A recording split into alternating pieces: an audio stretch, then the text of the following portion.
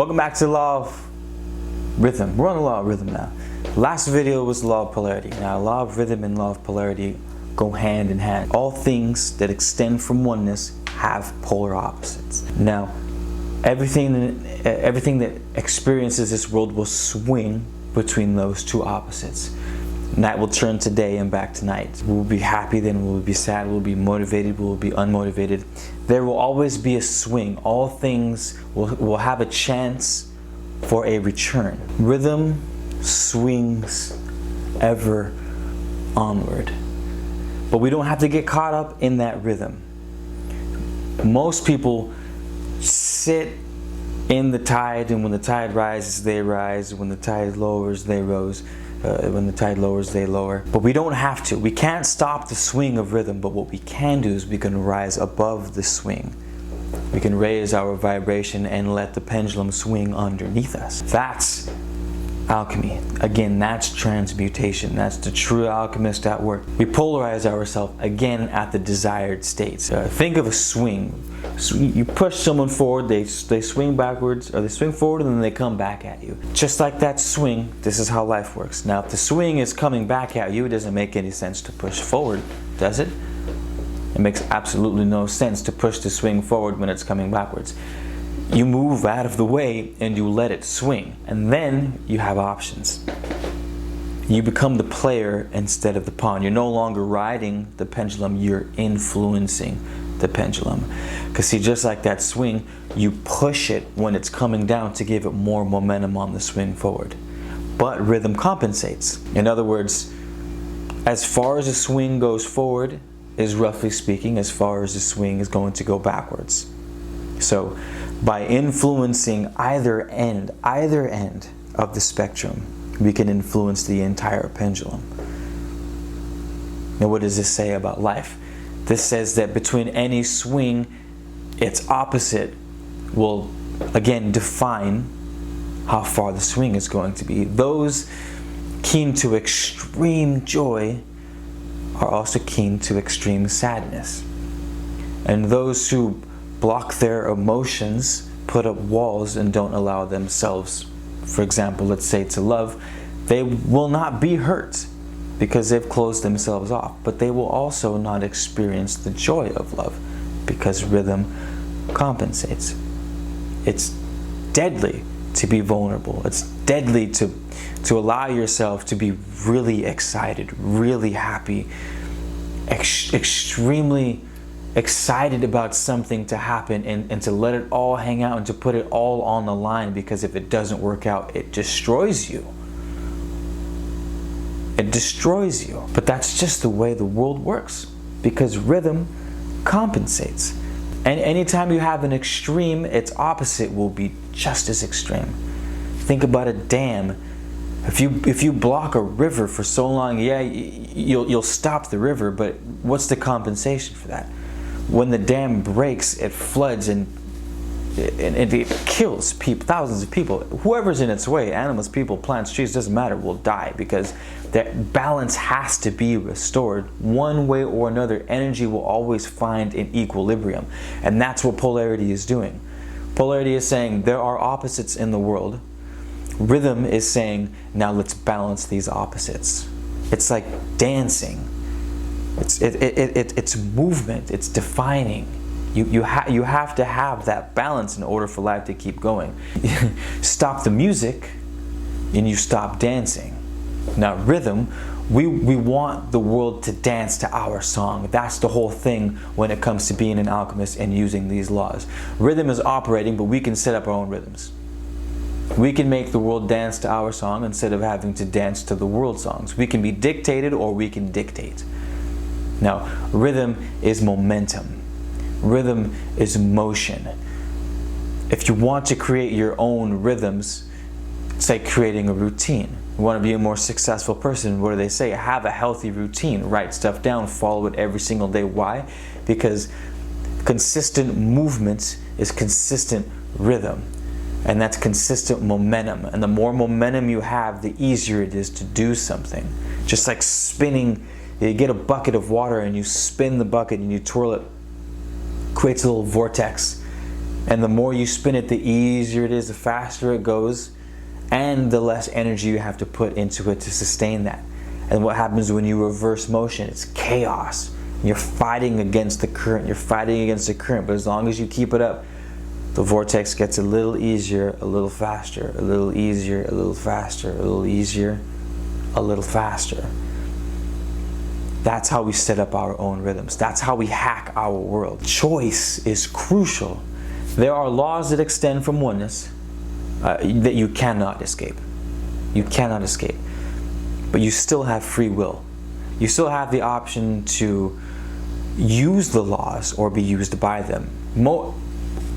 Everyone thinks they're at liberty of their circumstances. Everyone thinks that they're dictated by the things, by the going-ons in their life, and they're not. We can set the motion for what's happening in the world, but like that water, it's very difficult at first. And when you try to change your circumstances, you're changing the spin of your vortex, and chaos comes directly after. Just like that water just starts sloshing everywhere, bouncing out of the bucket, you're having to fight against it. That is change. Change it requires destroying one thing, which takes a lot of energy, and then it takes believing in something that hasn't been created yet, which is equally as difficult. It's the most difficult thing for human beings to do, to believe in something that we don't actually see, to verify those beliefs in the real world. That's why it's so important to follow these laws and to understand these laws and to understand that we live in a mental universe, which means everything has to begin in the mind, and then the outside world responds with that. If you're spinning that bucket and it's going and you want to change directions, you know, because you've done it before, that as soon as you change it, it's going to go to chaos, but you're going to get a vortex going in the other direction. You know that. But the first stroke in the other direction is going to do what? It's going to completely destroy the vortex. It's going to completely destroy it. But like I said, we know that we just keep it up, and eventually the new vortex is going to start. We've done it 1,000 times. You did it as kids. I did it as a kid all the time. It's just, see, this is cool. So we know that the world works the same way. It's on such a huge scale, you guys, that we don't believe it. We believe it inherently, especially if you're this far in your journey. You believe that everything starts in the mind, and that you have to believe in something that isn't there yet. That's just the way it works. What we lack is the will. What we lack is the mental acuity to push through despite our circumstances, because the world it's so difficult when everything blasts us with, this is truth, this is truth, this is truth. Stop. There are no truths, you guys. There are no truths. True is something that is unchanging, always. If it changed, it would not be truth. You understand that, right? That's the paradox. That's why we learned in the law of polarity that all truths are but half-truths. The only one unchanging thing, the only substantial reality is oneness, is the all. And everything that extends from it is a half-truth, because it is exactly its opposite. Love is a half-truth because love is the same thing as hate. Hate is a half-truth because hate is the same thing as love. So, drop the bullshit. Not your bullshit, well, maybe your bullshit too, but the bullshit from the world. Everyone telling you that this is the way, this is truth, this is how it has to be. No, it isn't. You have the choice to decide what you want to be true for you. And then you also have the choice, not the choice, but you also have the understanding that what you believe to be true is still only a half-truth. Because I can say to the end of times, and people have, up until now, said that love is everything. But we've seen quite the contrary. We've seen a lot of hate, a lot of hateful things happening, and they will always happen. Unfortunately, they will always happen, because that is the nature of reality. To get rid of hate is to get rid of love. And we might as well not have an existence. I believe there are multiple pendulums that rise ever upward.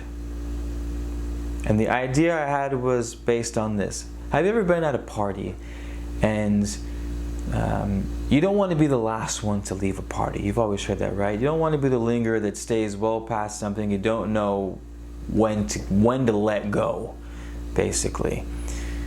Well, the reason why is because we don't want to miss out.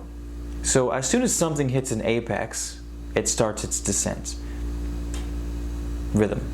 As soon as it gets to the top, it's got to go, it starts going down again. Now, take it back to the example of the party. We don't want to leave at the height of the party because that's when we're having the most fun. But I believe that ending on that good note before the pendulum starts to swing back downwards allows us for some type of vibratory shift onto a whole nother plane. So if you're at a party and you leave at the apex, you leave with the feeling that the party was at. You end, in other words, on a good note. Now this means two things. The bad side is you don't get to see how that ends. The good side is you end at a high vibratory state. Now if in every encounter we leave on a good note, in other words, we somehow manage to skip ship, to jump ship, in other words, onto the next pendulum, if you will. Gambling. You win a lot of money, everyone wants to keep playing, but instead of leaving while you're ahead, they keep playing and they ended up losing. They don't know when to give up. People wanting to ride things out to the end. Well, the end is the end. The end is the end of the game, the end of the road. I don't know what this means. I don't know if this is good or bad. This is just a bonus I'm throwing in here for you guys to get your noodle going. What if we decide to always end on a good note? Or, and if not ending on a good note, creating by will, because we're creators, creating the good note and moving on. So if you have that pendulum and it swings up here and you jump to the next pendulum, the new high, the new low is the old high. Now this is how we shift on courage. What was once courageous to you last week is no longer courageous to you now because you've mastered that. In other words, you've jumped ship. You've created a new pendulum. And your old high is the new low. There's an infinite amount of pendulums that are swinging and we just keep climbing them. Now that's what it means to create swings. That's how we use the law of rhythm, so that we are the player and we are no longer the pawn. The game doesn't change. The game never changes, you guys. The 7 laws of the Hermetic philosophy are here forever. That will never change, as long as as long as oneness doesn't decide to suck us back into itself. Those won't change. The only thing that changes is our role. Sometimes we want to play the game. Sometimes we want to be sucked into it. Sometimes we don't mind sadness, melancholy. For me, melancholy is a way to enjoy sadness for what it is without being attached to it. I'll go on walks listening to sad music, and it's sad and it's dark and it's heavy, but it's still beautiful in its own way. I don't attach to that swing. I don't identify with the sadness. I appreciate it. I learn to understand it. I go, okay, I see why you exist. I see what you do for me, in that you define my happiness. I go, sadness, you define my happiness. You're the reason why happiness feels so good. You're the reason why I can walk into a dark forest and it be cold and dank and gloomy and overcast, and I still sense wonder. Darkness is deep. You know, you look into the night sky and you see depth. Darkness gives depth to the light. That's what we learn from the swing of the pendulum. That's what we learned from rhythm and polarity and darkness and light. Sure, a blue sky is beautiful, and we have lots of blue skies here in Southern California, but I'll only look at a blue sky for a couple seconds at a time. But I will stare into the darkness of the night for hours, awestruck, dumbfounded at the depth of the universe provided by darkness. Rhythm is not a bad thing. It's not a good thing. It's whichever you decide on. Rhythm gives us clarity. It gives us definition.